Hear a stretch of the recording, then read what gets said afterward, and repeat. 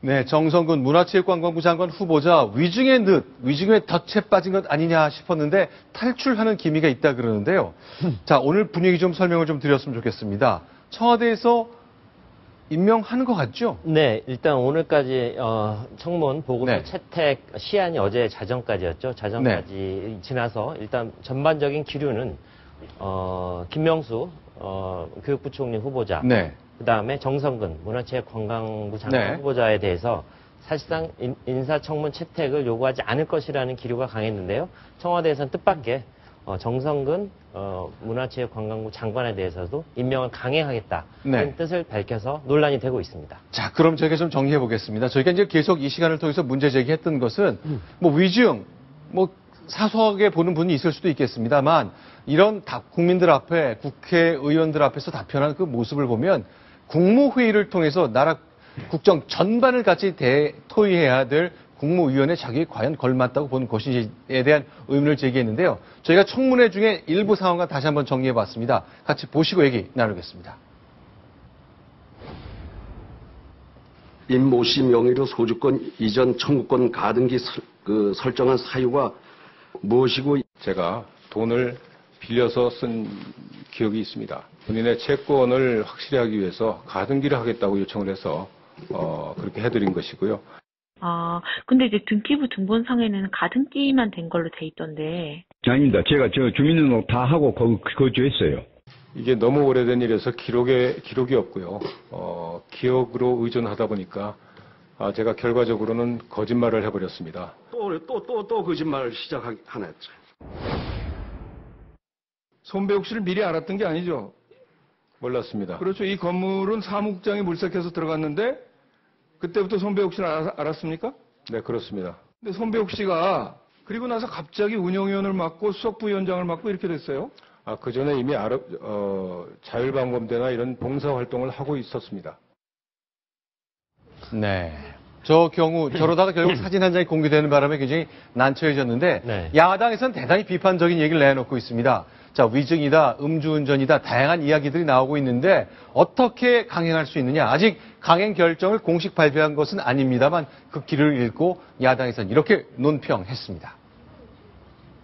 정성근 정종수 후보자에 대한 국회의 심사경과보고서 송부를 요청한 것은 아마도 전후의 맥락상 임명을 강행할 것으로 보여지는 대목입니다.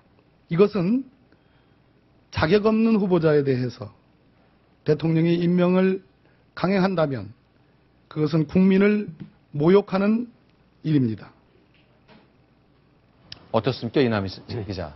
야당에서는 뭐 반발이 대단한 것 같네요. 예, 맞습니다. 특히 거짓말한 후보자들은 과거에 낭만 전례가 있습니다. 바로 뭐 천성한 검찰총장 후보자나 어제 3등으로 최고위원이 된 김태호 최고위원, 그 당시에는 국무총리 후보자였는데 결국은 청문회에서 거짓말 논란이 되면서 낙마를 했는데 이렇게 강행하는 것을 놓고 강력한 지금 비판이 나오고 있습니다. 어쨌든 야당 쪽에서 저렇게 강력하게 비판하는 데는 이유가 있을 거라고 생각이 되는데요. 지난주에 원내대표 간의 회동, 거기에서 특별히 콕 찍어서 2명 안 된다. 그중에 1명이 정성근 후보자였는데 대통령이 그렇게 얘기했죠. 잘 알았다. 검토해보겠다. 이렇게 얘기했지만 여기 돌아서서 임명을 강행한 것, 거기에 대해서 상당히 배신감 또는 분노하고 있는 것 아닌가 하는 생각입니다.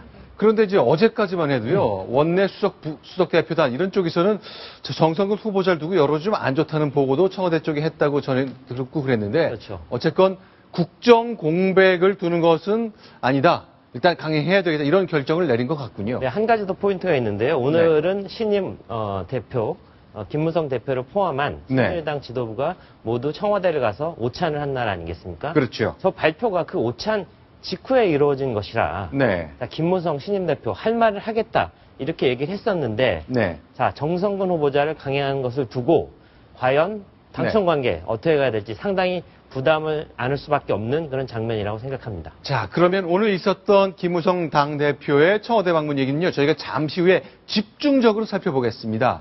자, 그렇다면 오늘 또 이제 몇 가지 인사가 났는데 교육부 총리 후보자 김명수 후보자 낙마했거든요. 후임이 황우여 전 새누리당 대표입니다. 저희가 의원회관에서 간담회를 하는 황우여 대표를 촬영해 봤습니다.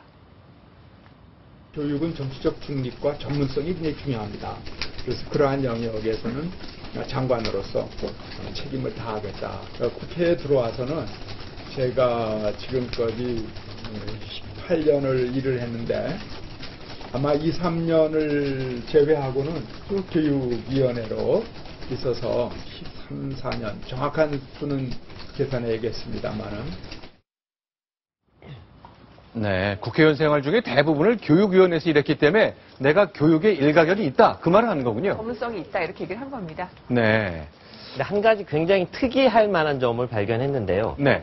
자, 황우여 대표, 그다음에 최경환 얼마 전에 원내대표, 이번에 경제부총리 겸 기획재정부 장관이 되지 않았습니까? 네. 그렇다면 직전까지 새누리당을 이끌었던 투톱, 이 바로 내각으로 옮겨서 양톱이 또 다시 되는 거거든요. 네.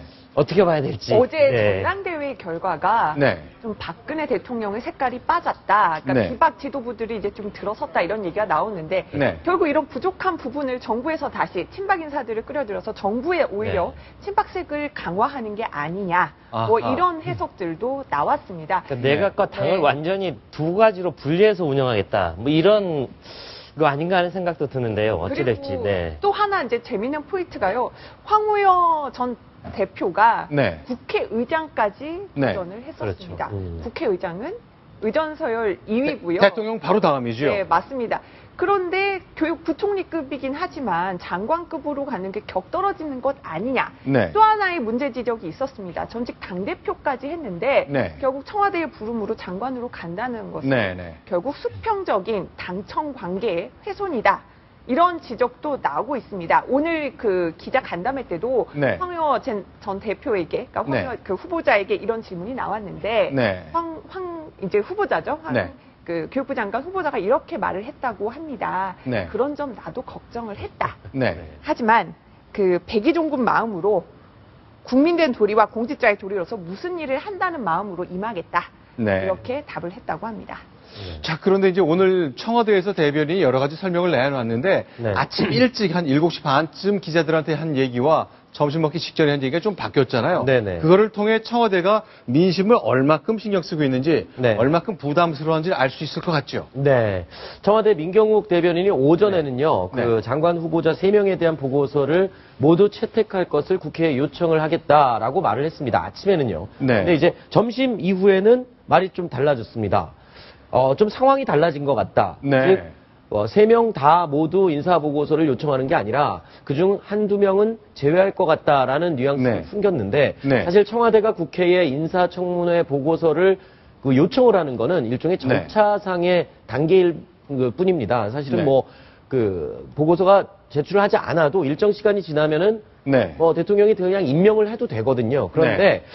지금까지 청와대에서 인사청문회 보고서를 예를 들어서 3명이 제출을 안 네. 했다. 그러면 그 3명을 누구는 빼고 그러면 네. 2명이라도 좀 제출해 주시오. 이런 네. 전례가 전혀 없답니다. 아하. 항상 4명이면 4명, 2명이면 2명 제출이 안 됐으면 전원 다 좀 네. 보내주십시오라고 요청을 이제 형식적으로 하는 건데 네. 그래서 이건 사실 형식적인 절차라는 쪽에 네. 더 의미가 크거든요. 그럼에도 불구하고 오후에 김명수 교육부 장관 후보자의 명단을 빼고 요청을 했다는 것은 네. 국민들의 어떤 여론 그리고 분위기 이런 것들을 좀 많이 신경을 쓰고 혹시라도 김명수 후보자의 이름을 넣어서 보고서를 제출하라고 요청을 하면 아니 그러면은 김명수 장관 후보자도 통과를 시킨다는 소리 아니냐라고 또 이제 역공격을 당할 수가 있으니까 네. 청와대가 전례 없는 네. 그런 내용 절차를 이제 한 거죠.